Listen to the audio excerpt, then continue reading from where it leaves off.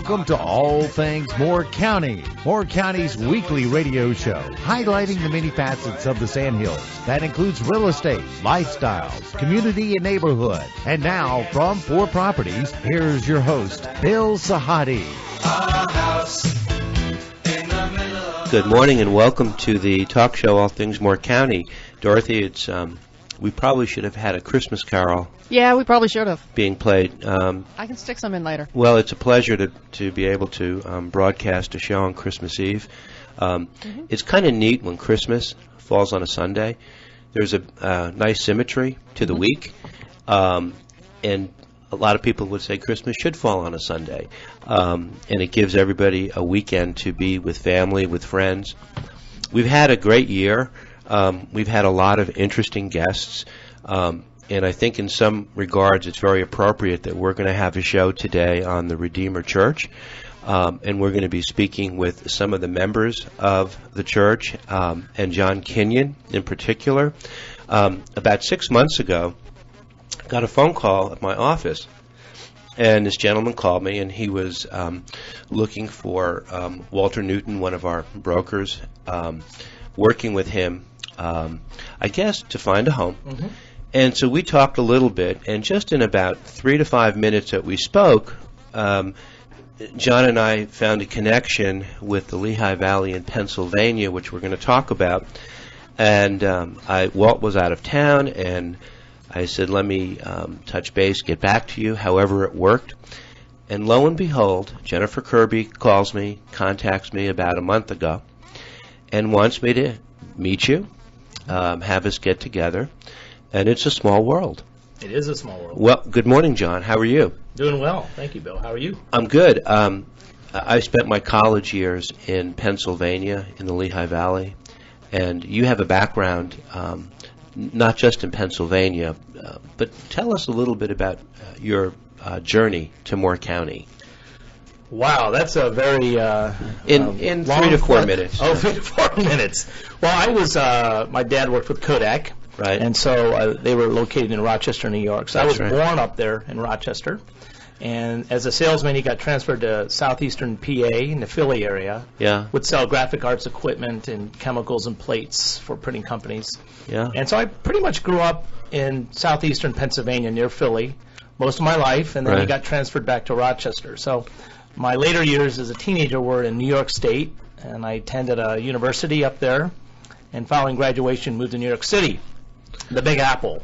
And that was a lot of fun as a young 21-year-old, Right. Learning, trying to discover what he's going to do with his life, but enjoying the perks of a big city.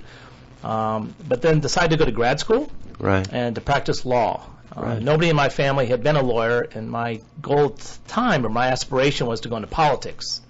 So I have a love-hate relationship with politics. Me too. And we shouldn't talk about it right now. I want to a little bit, but I know. So do I. We're trying What a to year. tease it out of each other. what a year. Yeah. But so anyway, but then the short story is I then became a pastor later on, planted a church in Hawaii, and then were there for 6 years. And my parents were living in Lancaster County, Pennsylvania, Lancaster. Mm-hmm. and they were having health issues. And so I had a longing and a desire to one day be back in Pennsylvania. Wow. So in 2000, we moved to the Lehigh Valley Right. and planted a new PCA church, that's Presbyterian Church of America, in Center Valley, and then we helped plant some other churches there. You used the word plant. Yes. Can you explain that a little bit? Basically, you're starting a new church from scratch. There was not one there before, Mm-hmm. and there was a core group of 4 couples who were interested in starting a PCA church. Uh-huh. And the type of person they were looking for was very similar to my background. Uh-huh. And so I sort of interviewed with them, and it was just a perfect fit. So we were in the Lehigh Valley for 16 years. But my wife is from the South, and her family's from Greenville and Atlanta area, and my mom since had moved to Raleigh, so we had a growing desire to be closer to them in the South, and we'll probably talk more about this later, but had a great, wonderful opportunity to work with a core group here in Moore County to plant a new PCA church, too. John, you were a graduate of Cornell University and Vanderbilt Law School. Mm-hmm. How do the values of that education and your time in New York and actually working on Wall Street, how did you make a shift from that reality to where you are today? Big difference. Yeah, I became a Christian when I was 15. So I was a teenager through the influence of Young Life, which is very present here in Moore County. And as a young Christian, I wasn't sure what to do with that. I did sense early on a calling to pastoral ministry, but because I didn't feel as strongly about it, I kind of put it on hold and pursued what I had originally planned to do, and that was to become president of the United States. That was my goal. How come you didn't run? Of 11. How come you didn't run this year? We were looking for some additional choices. My wife asked me. Jeez, you missed your I calling. I would have been the 17th candidate on that party. But I just totally forgot what I was going to say. What was the question again? It's all right. I mean, you went from a world of law, Wall Street, to a world of a religious calling. So basically, while I was working on Wall Street, I was involved with a church. I was involved with different ministries, and then in grad school at Vanderbilt, also involved with a Bible study. And then as an attorney, leading Bible studies, became an elder in my church. Bottom line is I was working both in secular field as well as active in church and Christian ministries. Right. And I think it was when we had our first child, and I discovered I was wearing 4 or 5 hats. I was a young husband, I was a young father, I was an attorney, I was an elder in my church, I was working with Campus Crusade all at the same time. I couldn't do it all. So as I looked at my life and I was wrestling with, what do? I can't keep this up. Interestingly, the law firm I was part of down there had a 100-year history that nobody had ever left the law firm to practice law somewhere else, which is unheard of. Law firms regularly split and form new partnerships. Right. As I was approaching partnership, I didn't want to be the first in 100 years to leave the firm. So as a partner, so that kind of put a little pressure on me to really wrestle with, do I want to stay in law and continue ministering as a layperson, as a Christian lawyer, or do I want to pursue ministry? And it was a mission trip to the Soviet Union in 1991 when Gorbachev was still president, and communism and the food lines, if people remember that. That I went over there as an attorney to teach a class on ethics. Ha ha ha. They don't understand lawyers and ethics don't quite go together, as a joke. But No. So I was over there in Moscow teaching, but we also led some Bible studies and did some evangelism, and it was very, very fruitful. People were just falling over each other to know Christ, to know more about Him. And so that sort of catapulted my interest from law into ministry, and particularly in the church context as opposed to parachurch. It's a big transition. Why Moore County? Well, Moore County, interestingly, my wife and I a few years ago were interested and had a desire. Actually, we had made a commitment between ourselves to move south after being in Pennsylvania, which is a wonderful state, as you know, for 16 years. Loved it. And there was a core group here that had been meeting for a couple years and praying and having services Sunday night. And we had just kind of through mutual contacts met each other. And as I got to know them more and more, I really, really liked them and their desire and loved the area. And it's about an hour from my mom, who's a widow now, so that was appealing. And so it was a phenomenal core group. It was a great opportunity, and it's a beautiful area, and it's close to family. To a lot of laymen who come into Moore County, there's so many churches. Yes. So many. And then you say, there's room for one more. Right. That takes people off guard just a little bit, and yet Jennifer Kirby, who I know, very committed, passionate lady, very consistent with her values, and so she's a very credible source to me. So when she reached out to me, I listened, and was there dissatisfaction with where, again, we have a couple of other, you brought some guests with you, Bo and Megan Arnold and Vanessa Royer, who are going to speak. Is there a dissatisfaction where people aren't getting what they need or want, and then there's an organic move to start anew? I think that's a good question. I don't think that was the driving force as much as a recognition that there are still a lot of people in Moore County that don't have a church home. In fact, there was a amazing. study that we looked at as a core group this summer that recorded in Moore County alone, 49% of the population in the entire county claim to have no religious affiliation. We're not even talking about those who go to church once a year or so. Almost half the population has no religious affiliation. So why do we need one more church? We need another church to reach that 49%. We need a church that will stand on biblical values like a lot of churches are, but perhaps will reach people differently than other churches are. Some churches, for example, a younger church with maybe loud music might appeal to young people. More traditional services might appeal to older people. So you need a combination of different styles, philosophies in ministry to reach different people. So there's still, despite the fact there are a lot of churches, and most of them are historic churches, half the population, not only half the population doesn't know Christ, half of them have no religious affiliation at all. So there's still a big need for more churches. I grew up in a time where you were raised in a specific church, and our parents were raised in that church, and we were always members of that church. Right. Come hell or high water. Right. I mean, my parents are the same way. Okay. I was raised in the Greek Orthodox Church, so those traditions are now people seem to move quickly. Right. They pivot. They go in one direction or another without honoring those traditional roots. Why is that? Well, that's a very astute observation, Bill. Actually, sociologists as well as pollsters, as they've studied trends, have found that in the last 25 years, mainline Protestant are in decline, which you read about that a lot, so that doesn't surprise anyone. Evangelical Protestant is almost flat over the last 30 years. It has not grown like people think. The exception are non-denominational churches, the ones who are not the churches that your parents grew up in and grandparents.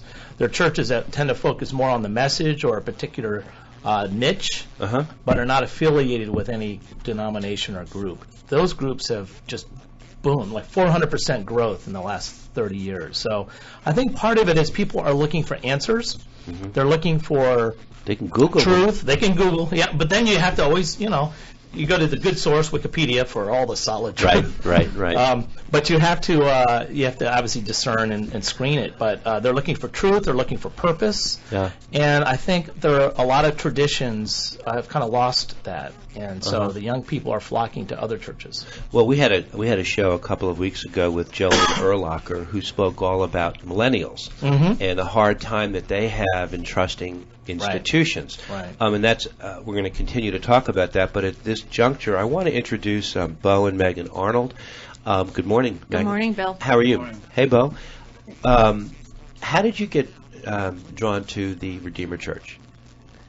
Well, we're a military family, so we moved into Moore County about 2.5 years ago. Okay. And since college, we have been attending PCA churches, Presbyterian Church in America, and that's our denomination of choice if we have an option to do that. Right. And when we got here, we quickly ran into a group of people who were part of this core group, and we just fell in love with the group. We loved what their hearts were after. They were after a gospel-centered church that is not only biblical, but seeking to really incorporate the freedom of Christ in daily life. And so we started meeting with them, and we've been a part of the core group ever since.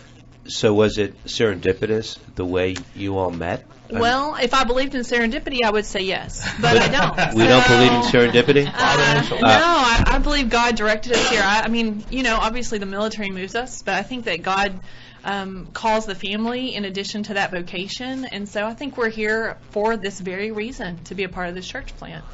But where did you transfer here from? We came from Tennessee. From Tennessee, and how long were you there? Oh, goodness. We've been on and off there since 2005. And you have family here? No. Okay. No, we're from Texas, so long way from home. Okay. You met Jennifer. How how did you all? I'm trying to just figure out how you all found each other. So I am a homeschooling mom, and Okay. through one of my homeschooling groups, I met one of the ladies who's in the core group, Right. and she said, we're meeting at Jennifer Kirby's house. Why There don't you you go. come join us? There you So, go. So it really is organic. Very in a way. organic. Very organic. We also, and I know we're going to run over time on the first set, well, almost, but Vanessa Royer, you came from Minnesota. Good morning. Good morning. How are you? I'm good, thank you. We were talking a little bit before the show.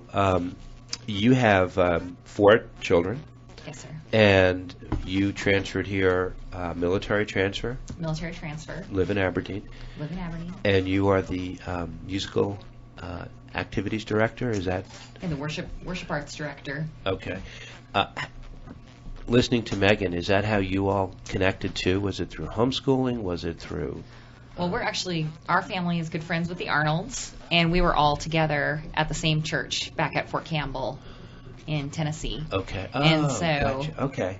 When they were here and part of the core group, she said, "You should check this when you move. You should check this out." And so at that point, they were not at the Kirby's home anymore. They had grown to the size where they were meeting at another church. And so we just sort of joined that group and really appreciated, once again, the hearts of the people for the gospel. I've been especially encouraged by the heart of the people for the people of Moore County.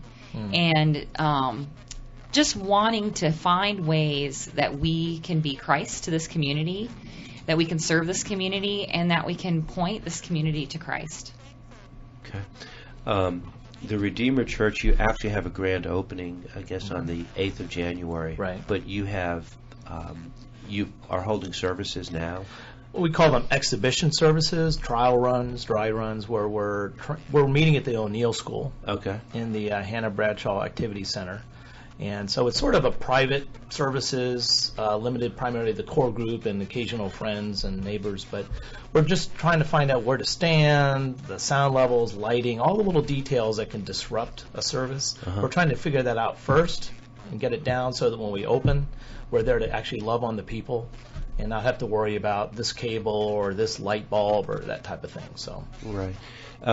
Jennifer's sister actually is, as we speak, is moving today. Do you know Amanda? Yes. Do you? Okay. Yes. She's sweet.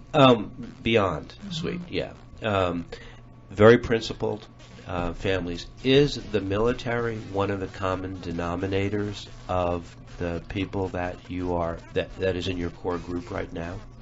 I think it's, I don't know, maybe you all have some other, I think it's probably at least a third. Okay. But it's a pretty good mix. We have young families, we have some older retired couples. Right. We're about, just the core group Right. is about 60 to 70 people, probably about 40% children. So That's that's a huge. lot of children. That's huge. So you say 60, 70, like, wow, that's bigger than many churches. Well, it's mostly little kids, which is wonderful. But it's a pretty extensive and broad age group and so forth.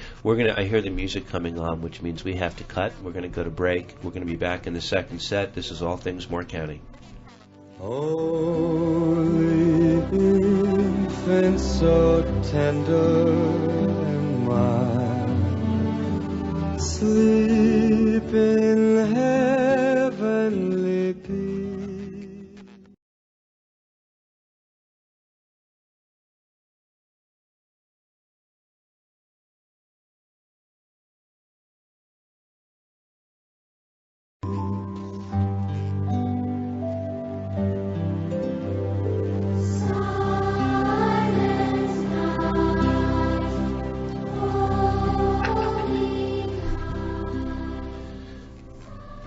Welcome back to our second set of All Things Moore County. Dorothy, that was more appropriate Hey, I thought so. for It's this Christmas. for this week. Yeah, it's one of the most special times of the year. But the conversation that we're having today should be a conversation listened to 12 months a year, not just during the Christmas season. We're speaking with John Kenyon of the Redeemer Church. We're talking all about it's a new church over at the O'Neill School. At the Activity Center, their theaters where we meet. Yeah, it's we covered a broad base of topics in the first set. You've mentioned the church. It's a conservative. Is it? We're a congregation of the Presbyterian Church in America, which is generally a more conservative Presbyterian denomination. So there are different Presbyterian. Mm-hmm. There are different wings to the. I want to say, and this is probably because I'm oversensitized to all the politics this year. I was going to say wing of the party. Yeah. And that's really a misnomer. Well, the denomination was founded in 1973. Uh-huh. And we tend to be more conservative. We're pro-life. We believe Jesus is the only solution for mankind, not just one of many. We also believe in more traditional values as far as that ordination is for men, and not that women aren't able to serve as leaders in many different capacities, but we take more literally the qualifications of elders and deacons and in the Bible from Timothy and Titus, and so we tend to be more conservative in that sense. Although we're very missional, we try to reach out in mercy and justice. A lot of PCA churches are actually being planted in cities right now and bringing hope to those in poverty and so forth. And there's a lot of racial reconciliation going on. PCA is primarily a Southern denomination, Southern Presbyterian, and has had a primarily white, and so there's been great efforts to try to expand and broaden, because the kingdom of heaven, the kingdom of God, is a lot broader than just a bunch of upper middle class white people. Mm-hmm. It's much broader than that. In fact, that may be a minority there. I don't know. So that's kind of the background. Do you see the church, regardless of denomination, as a center of outreach to a community? It should be. Okay. This church, I can speak for Redeemer Church that we're planting, is Sure. We exist to be a blessing to the community. Right. And we also our desire is not to compete. We're not out there to steal sheep or to reshuffle the deck or anything. We're actually out there to try to reach those in our network of friends, as well as those who are not associated with any church. We are not the only church. We don't believe we're the only church. We're probably not even the best church at a number of things. But we're a church of young and people who want to start something that particularly focuses outwardly on the community. When we did the demographics, we talked a little bit about that earlier. Mm-hmm. We learned about the age difference. So, for example, Pinehurst, we paid and purchased a demographic study. Pinehurst, the median age is over 61 years old. Uh-huh. The median age in Southern Pines is 47. Uh-huh. The median age in Aberdeen is 39. Uh-huh. So that doesn't surprise you on some level, but 61 is the median, which means it's right smack in the middle. And so there are different needs in Pinehurst. People there have limitations. Many of them are widows, retirees. Many of them are from all over the country, primarily the Northeast. Yeah. Not all of them are there to play golf, but they just love the environment. Southern Pines is more of a southern town that attracts a lot of military, and it's just a beautiful, quaint community. And Aberdeen is closer and therefore has drawn a lot more younger families. So there are unique needs in each of the communities. So our focus has been to try to minister, love, and bless those communities. We participated, for example, in I think it was the Sand Hills Children's Center, the Christmas tree. What is that called? Auction. At Pinehurst Hotel, we had a tree. I think we were the only church, actually, that had a tree submitted to bless that community. Yeah. Moore County is a county of 4 or 5 different generations. And it's also a tale of 2 counties. There is the southern portion, and then the northern portion. Financially, as disparate as you can imagine, they're as different as can be.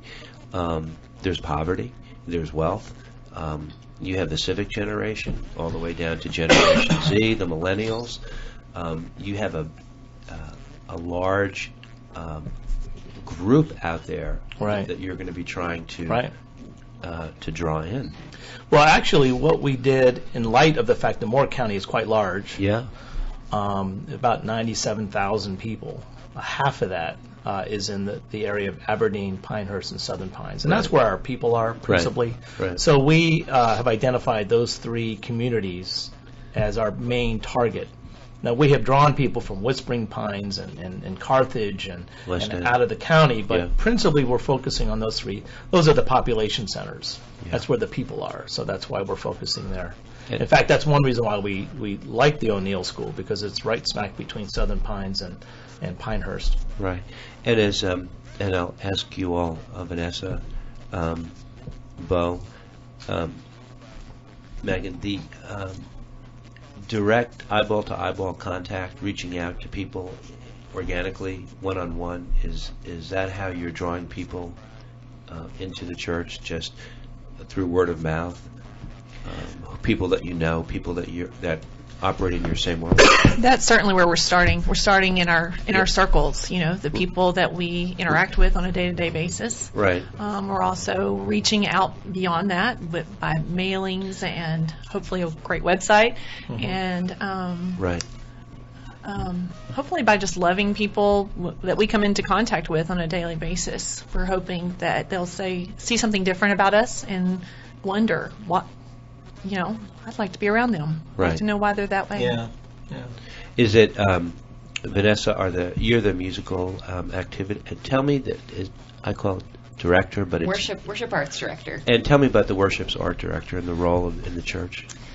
Well, my main role is choosing the music for each worship service and then working with a team of people to play that music for our worship time on Sunday mornings. Right. So the main goal, I think, for me as a worship arts director is planning music that moves the heart toward Christ.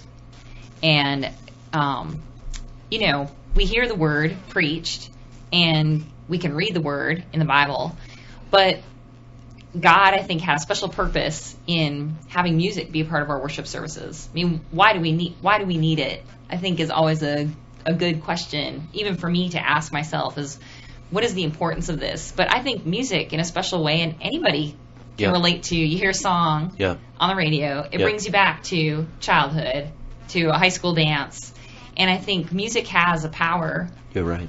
With the lyrics pointing to Christ to move us toward Him in a special way that doesn't happen when we just read Scripture or when we hear it preached. Not to say that those are invaluable, but I think music is a real important part of the service for that reason. It brings everything to life. Absolutely. And it is definitely unifying.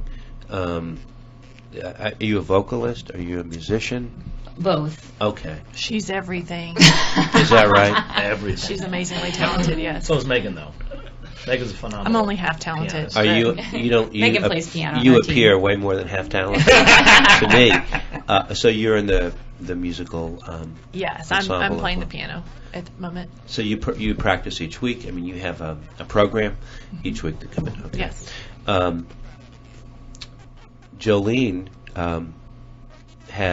is concerned about the millennial generation and the values that they have and what they look for in institutions, and yet the age group, from what I can gather, in your church is younger at this point. Are millennials are you trying to reach out to that age group as well? Because it's tougher nut to crack.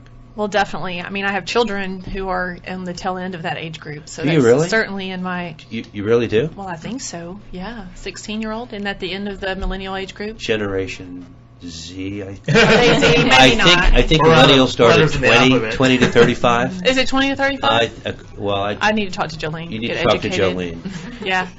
I just take whatever she says as creed. She's an expert, so I would trust her. We do have a lot of families that are in that 20 to 35 age group, and I don't think that it's fair to say all millennials are the same either. So Right. I know there's quite a variety there, but I do think there are some peculiar challenges that we as the church, as the body, have to really address to Yeah. draw that age group in, to help them feel welcome, to help them not feel judged. And I think that's something that a lot of millennials feel. Like older people just judge us and write us off and don't listen to what we say. Can I add something to that? You may. I do think millennials are not as hard to reach as you think. They're more open. to new things and ideas. I think it's primarily the older population that are more set in their ways, that are less willing to visit a new church, to do something different. So our desire is to reach the whole region, Yeah. Aberdeen, Southern Pines, and Pinehurst, but older people just by nature tend to be more set in their ways. And so to visit something new that they're not familiar with, it's even harder, I think, than young people who are willing to try something. Jolene would agree with you. Mm-hmm. She came on and she basically said the baby boomers are very judgmental. They have a hard time reaching out beyond their own value system, Right. and communicating with younger generations. And we talked about the difference between being right and just being. Right. Easy to say, hard to do. And we have a lot of people in the civic and baby boomer generation here in Warren County, and we tend to think that the world still revolves around us, and guess what? It doesn't anymore. Right. Can I interject something Yeah, there? by all means. One of my favorite pastors, who happens to be a PCA pastor in New York City, is Tim Keller. He's written a lot of books that a lot of people might have read. And he says, and I'm paraphrasing him, but he says a lot of times the church thinks in terms of right and wrong. Right. But Jesus speaks to us in terms of proud and humble. And so I think that is what millennials and older people are all looking for. But because we're prone to self-righteousness and prone to thinking we're right, oftentimes our pride gets the better of us. And so hopefully being a gospel-centered church, which is one of our core values, is that we personally, each member of the church, are constantly trying to die to that pride and to associate with the humility of Christ so that we can reach millennials, baby boomers, whatever age group. It's an art to just be. It's an art. Yeah. And when I'm in the presence of somebody who's just being and not being judgmental, those people become instantly very credible to me, because I don't think that they have an ulterior motive, Right. or a point of view that they're trying to layer through a conversation. They're just being. Yes. And when you're in that presence, that's a very compelling presence to be in. You said that well. I did. You said what you said well. I think one of the aspects, too, that Megan was touching on was, we say gospel-centered. What does that mean? I think that's sort of the antidote to the dilemma of our self-righteousness. As a pastor, not just because I'm a pastor, because of who I am, I am a recovering Pharisee. And I'm reminded of that every time I enter the traffic circle at Pinehurst, how self-righteous I am and how everyone is not moving at the speed limit. They're not paying or they're not paying attention to attention. your needs. Exactly. Right. And it comes out and it's ugly. The truth is we all have that. Right. Our biggest problem is not politics or the current or past administration or money or family dynamics. Our biggest problem is the sin issue, that we are born sinners, and because of that we sin. And Christ came to address that. And to the degree we grasp that and own it and are willing to admit it, that humbles us. So that no matter what age you are, you're able to enter in and identify with people of different ages, different ethnic groups, different situations. I love being around different people. And part of that is because I want to learn more about their story, because their story is of such great value that Christ was willing to die to purchase them. Let's pick up on a couple of those thoughts in the third set, Okay. one or two in particular. This is All Things Moore County. We're talking about the Redeemer Church. We'll be right back. Merry Christmas. I want to wish you a Merry Christmas from the bottom of my heart.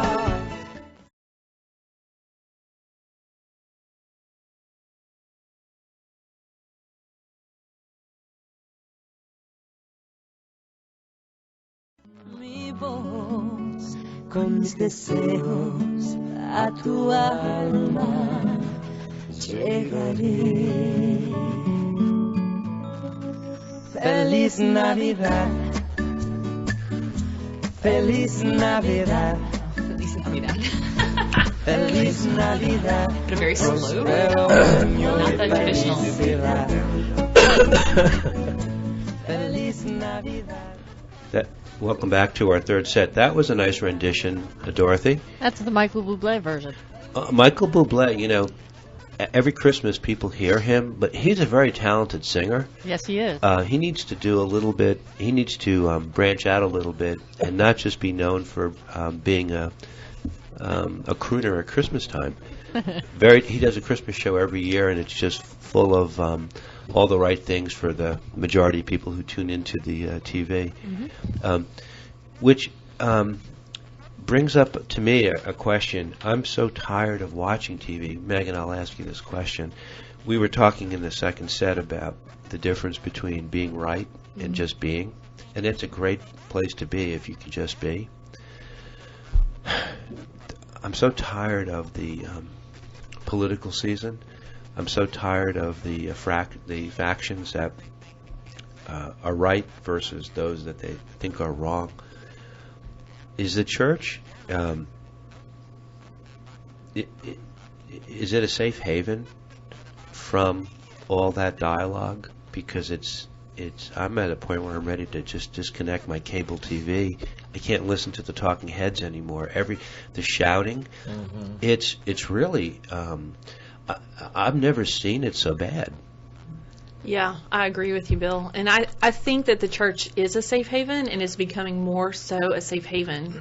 And that's actually one of the good byproducts of the political climate right now, is I think the church, after a long period of being maybe a little too involved politically, is separating and returning to their true way, which is following Christ in the Word, and not necessarily one particular political party or the other. And so it's becoming a safe haven again, because we realize that, being a Christian is not about how you act politically. I mean, hopefully it influences how you act politically, but your politics don't define who you are as a Christian. There are a lot of people who would respectfully disagree, unfortunately. Yeah. And I say that, and I'm really over it. I agree with what you just said, but there are a lot of people who don't. And it's almost like, again, from a layman's point of view, this year the church was almost like a union. In other words, this union backs this candidate, this organization backs this candidate. Oh, by the way, this church takes this position and that position. And I guess from my old school upbringing, I didn't remember the church ever being so powerful and why, and doesn't that just keep that being right conversation alive? I think it does keep that conversation alive, and I think there's always going to be those churches, those people. I mean, it's even within the body of Christ, there's much sin, there's many flawed people. I'm one of them. I mess up all the time. There are times where I love my politics more than I love Jesus, and there are times when I sin in the way that mess up in the way that I respond to people politically, right. When we're talking about these things. Because we're all passionate, and that's not a bad thing. It's just, unfortunately, our passions usually get diverted from the one true thing we should be passionate about, which is worshiping the Lord. That's what we're created for. Yeah. And instead, we tend to get all of our passions into either a political bucket or an issue bucket, and that's unfortunate that the church is seen that way. I definitely think that's something that we at Redeemer Church are hoping to separate from and to be seen in a pure way, not being politically associated. Right. It's a place where you can be political if you have strong feelings, but it's not going to be a political entity. Can it be so simple as to just say that the way to live is to just serve others without an expectation of receiving? I think that can be a way, but I don't think that's the way. Right. I think, truly, if you read the scriptures, if you know who Jesus is and you grow in the knowledge of him, Jesus was about overthrowing those who thought they were right all the time. He was speaking most of his condemnation to the religious leaders, the Pharisees of the day. And those were the people of power in the church, the people of standing. And he came to relieve the oppressed, to raise up the low of heart, And I still think that's his mission today through us, hopefully.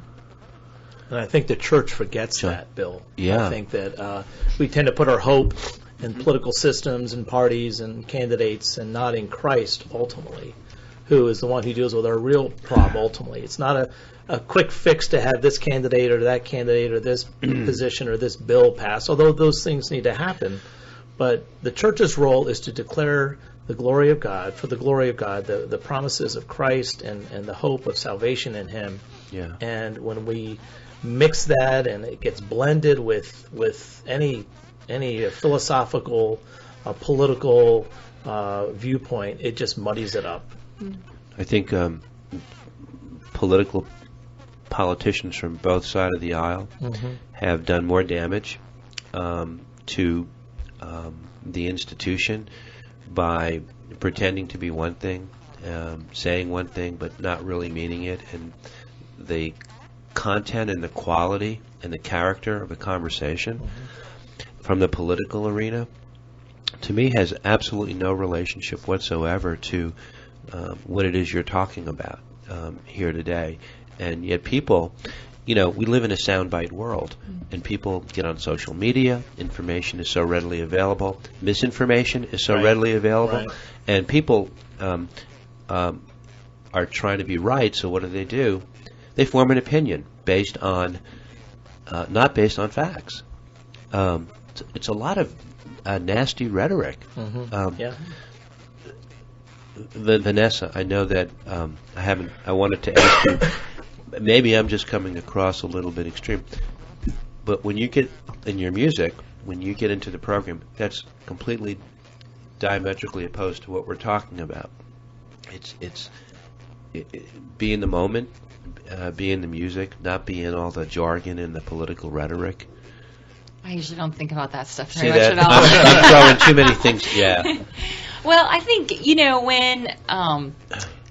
when the church divorces itself from sort of this unhealthy relationship from politics, it frees us up as Christians to really serve as we should.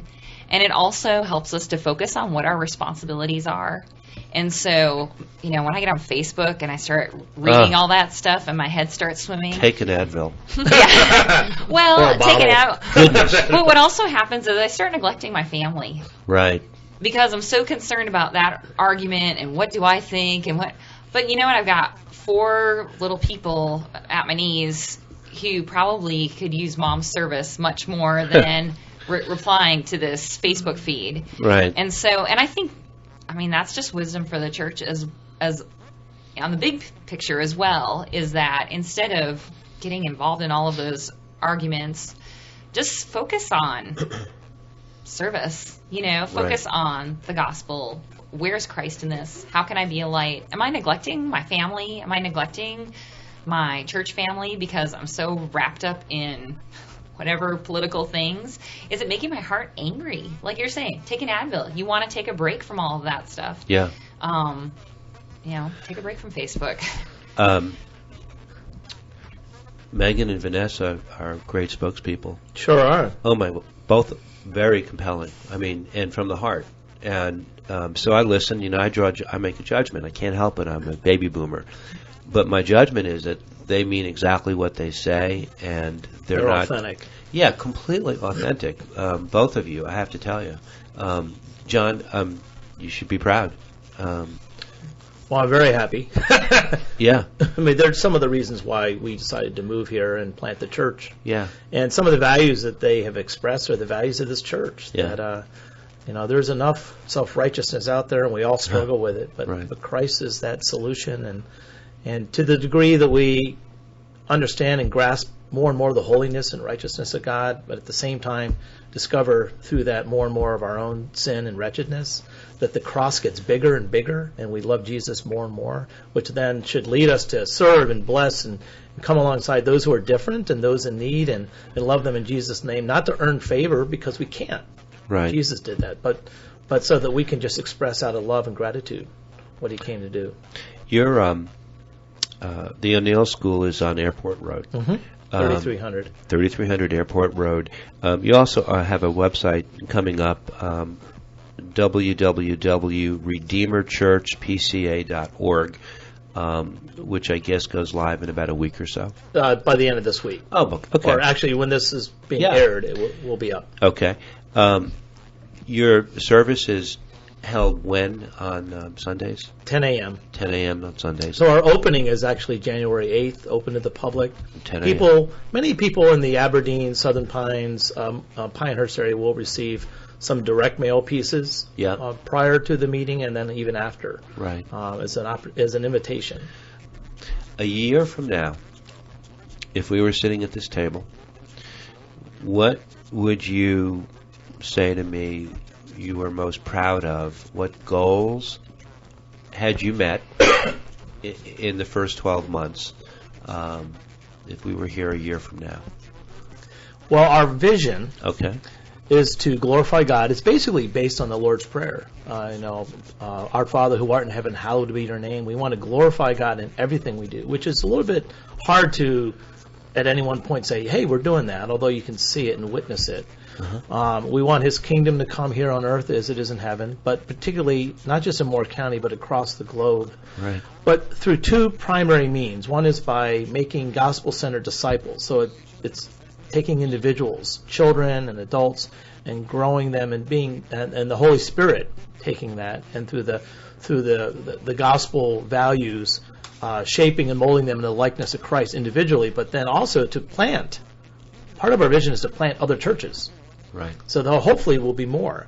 So I doubt we'll do that in a year. Right. But at the same time, I'm hoping that we're moving towards discipling men, women, and children, and that we will, a year from now, look back and say there are a lot of good things that have happened. Right.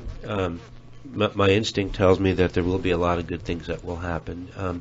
Moore County is a unique community. 2 years here is a lifetime. If you know the people, if you are in the right positions and do the right things, you get to meet a lot of people very quickly. And it's one-on-one. It's not, there's no anonymity here. It's almost a good kind of being incestuous. You get to meet people, know them, and recruit, and it's all very personal. And that's one of the greatest things compared to an urban area, that something like this could happen in a short period of time. Right. Yeah. Definitely. Yeah.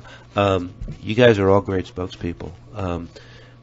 Bo, even though you have been here listening, but I've been watching you listen, and you're listening very intently, but I appreciate you coming and participating. And Megan Arnold, you're a great spokesperson as well.